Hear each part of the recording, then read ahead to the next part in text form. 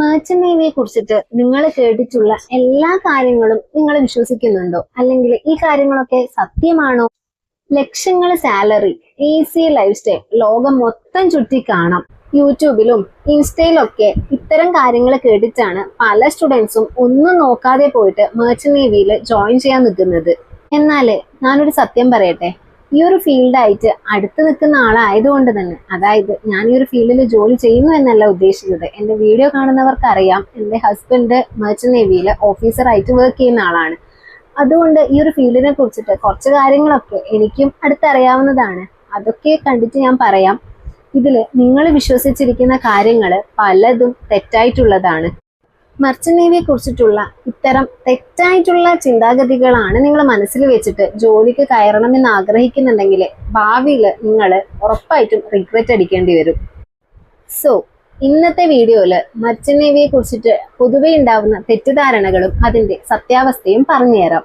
അതുകൊണ്ട് തന്നെ വീഡിയോ ഫുള്ളായിട്ട് കാണാൻ വേണ്ടിയിട്ട് എല്ലാവരും ശ്രമിക്കണേ. സോ മെർച്ചന്റ് നേവി ജോലി എന്ന് പറയുന്നത് എല്ലാവർക്കും അറിയാം, കപ്പലിലെ ജോലിയാണ്. ഈ ഒരു കപ്പലില് എഞ്ചിൻ ഡിപ്പാർട്ട്മെന്റ് ഉണ്ട്, ഡെക്ക് ഡിപ്പാർട്ട്മെന്റ് ഉണ്ട്.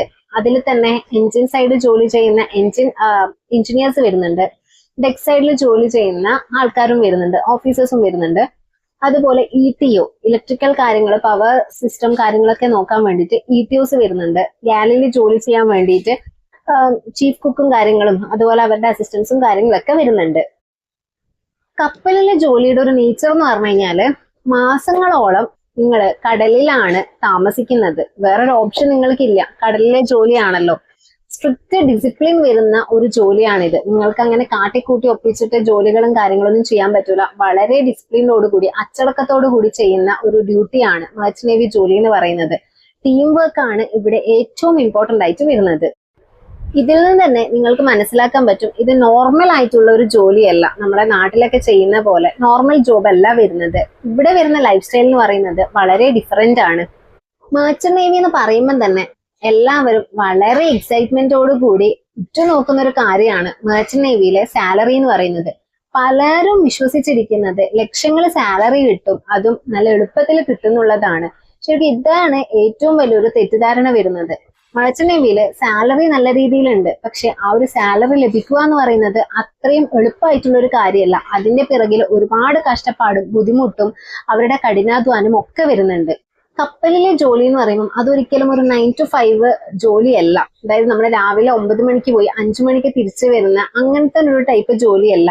എപ്പോഴൊക്കെയാണോ എമർജൻസി സിറ്റുവേഷൻ വരുന്നത് ആ സമയത്ത് 12 മണിക്കൂറിൽ കൂടുതൽ, എന്റെ ഹസ്ബൻഡ് ഒക്കെ ഒരു ദിവസത്തിലെ ഫുൾ ടൈം 24 മണിക്കൂർ ഉണ്ടെങ്കിൽ അതിൽ 23 മണിക്കൂറും ഊണും ഉറക്കവും ഇല്ലാതെ കപ്പലിൽ കിടന്നിട്ട് ബുദ്ധിമുട്ടി ജോലി ചെയ്യുന്നുണ്ട്. അങ്ങനെ തന്നെയാണ് അവർക്ക് ഈ ഒരു സാലറി ലഭിക്കുന്നത്.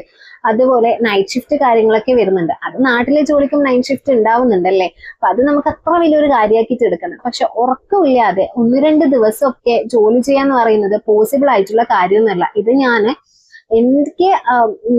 കണ്ടറിഞ്ഞ കാര്യമാണ്.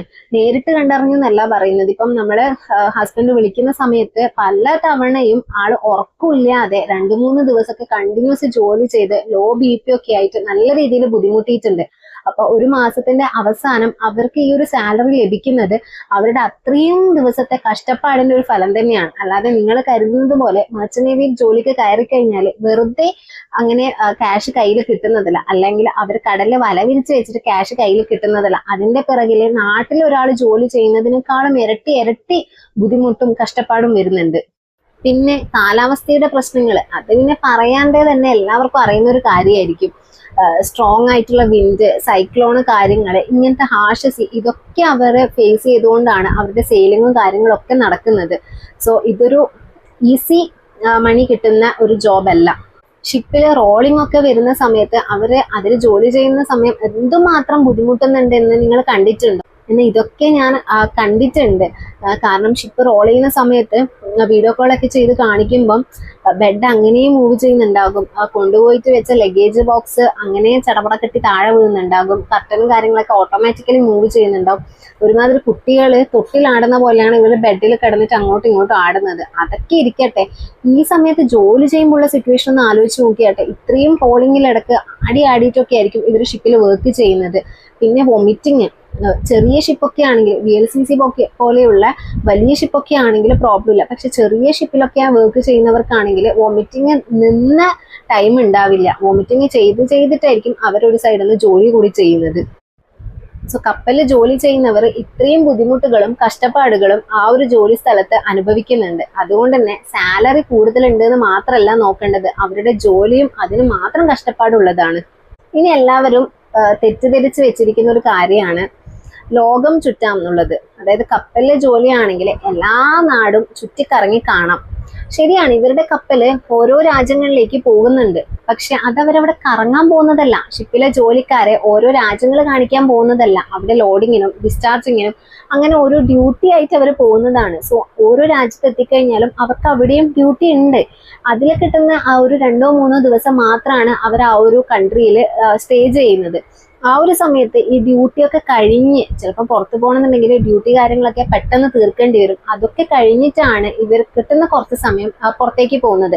അല്ലാതെ അവിടെ ലോകം ചുറ്റിക്കാണലും കാര്യങ്ങളൊന്നും നടക്കില്ല. ചില പോർട്ടിൽ എത്തിക്കഴിഞ്ഞാൽ ഡ്യൂട്ടി തിരക്കുകളൊക്കെ കൊണ്ട് അവർക്ക് പുറത്തിറങ്ങാൻ പോലും ടൈം കിട്ടുന്നുണ്ടാവില്ല. സോ ഈ ഒരു ജോലിയിൽ കയറി കഴിഞ്ഞാൽ ലോകം ചുറ്റിക്കാണാം എന്നുള്ളത് എപ്പോഴും യാഥാർത്ഥ്യമായിട്ടുള്ള ഒരു കാര്യമല്ല. ഒരു കാര്യം പറയുമ്പം എടുത്തു പറയാനുള്ളത് ട്രാവൽ ഉണ്ട്. കാരണം ഷിപ്പ് ട്രാവൽ ചെയ്തുകൊണ്ടിരിക്കുകയാണ്, ഓരോ കൺട്രിയിലേക്കും ട്രാവൽ ചെയ്ത് പോകുന്നുണ്ട്. പക്ഷെ എൻജോയ്മെന്റ് എന്ന് പറയുന്നത് ലിമിറ്റഡ് ആയിട്ടുള്ള കാര്യമാണ്. പിന്നെ എല്ലാവരും കരുതിയിട്ടുണ്ടാവുന്നത് ഇത് ഒരു ഈസി ആയിട്ടുള്ള ജോബാണ്, വലിയ രീതിയിൽ സ്ട്രെസ്സോ ടെൻഷനോ കാര്യങ്ങളൊന്നും ഇല്ല എന്നുള്ളതാണ്. ശരിക്കും അങ്ങനെയല്ല. വളരെയധികം റെസ്പോൺസിബിലിറ്റീസ് കൂടുതലുള്ളൊരു ജോലിയാണ് മെർച്ചന്റ് നേവി ജോലി. നാവിഗേഷൻ മിസ്റ്റേക്സും കാര്യങ്ങളൊന്നും ഉണ്ടാവാൻ പാടില്ല. എഞ്ചിൻ ഇഷ്യൂസ് ഒക്കെ ഉണ്ടാവാതെ നോക്കണം. ഇനി എന്തെങ്കിലും എഞ്ചിൻ ഇഷ്യൂസ് വന്നു കഴിഞ്ഞാൽ അത് കണ്ടുപിടിച്ച് അത് പരിഹരിക്കാൻ നിൽക്കണം. സോ ഇത്രയും കാര്യങ്ങളൊക്കെ വളരെ ഉത്തരവാദിത്വത്തോടു കൂടി ചെയ്യേണ്ട കാര്യമാണ്. എഞ്ചിനിലൊക്കെ എന്തെങ്കിലും ഒരു ബുദ്ധിമുട്ട് വന്നിട്ടുണ്ടെങ്കിൽ ദിവസങ്ങളോളൊക്കെ അവർ കഷ്ടപ്പെട്ടിട്ട് അതിനു വേണ്ടിയിട്ട് ജോലി ചെയ്യുന്നുണ്ട്. എത്രയും പെട്ടെന്ന് ഇഷ്യൂസ് ഒക്കെ കണ്ടുപിടിച്ച് അതൊക്കെ സോൾവ് ചെയ്യാൻ വേണ്ടിയിട്ട്. പിന്നെ അതുപോലെ ഒരു കംപ്ലൈന്റും കാര്യങ്ങളൊന്നും എഞ്ചിനിലോ അല്ലെങ്കിൽ നാവിഗേഷൻ ടൈമിലോ ഉണ്ടാവാതിരിക്കാൻ വേണ്ടിയിട്ട് അവർ അത്രയും കെയർഫുള്ളോട് കൂടിയിട്ടാണ് ഈ ഒരു ജോലി അവർ നോക്കുന്നത്. സോ ഇവിടെ റെസ്പോൺസിബിലിറ്റി എന്ന് പറയുന്നത് വളരെ കൂടുതലാണ്. ഇനി സീനിയേഴ്സിന്റെ എക്സ്പെക്ടേഷൻ പ്രകാരം ജോലി ചെയ്യണം. സീനിയേഴ്സിൽ നിന്നുണ്ടാവുന്ന വർക്ക് പ്രഷർ ഉണ്ടാവുന്നുണ്ട്. അതുപോലെ സേഫ്റ്റി റൂൾസും കാര്യങ്ങളൊക്കെ നോക്കിയിട്ട് വേണം ജോലി ചെയ്യാൻ വേണ്ടിയിട്ട്. എന്തെങ്കിലുമൊക്കെ എമർജൻസി സിറ്റുവേഷൻ വന്നു കഴിഞ്ഞാൽ ഫുഡ് ഇല്ലാതെ ഉറക്കമില്ലാതെ ഒക്കെയാണ് അവർ അതിന് വേണ്ടിയിട്ട് ജോലി ചെയ്യുന്നത്. സോ ഇതൊക്കെ കാണുമ്പോൾ തന്നെ അല്ലെങ്കിൽ കേൾക്കുമ്പോൾ തന്നെ നിങ്ങൾക്ക് തോന്നുന്നുണ്ടോ ഇത് ഒരു ഈസി ജോബാണ്, ഒരു ബുദ്ധിമുട്ടില്ലാത്ത ജോലിയാണെന്നുള്ളത്? മെർച്ചന്റ് നേവിയിലെ ജോബ് എന്ന് പറയുന്നത് റെസ്പെക്റ്റ്ഫുൾ ആയിട്ടുള്ള ജോബാണ്.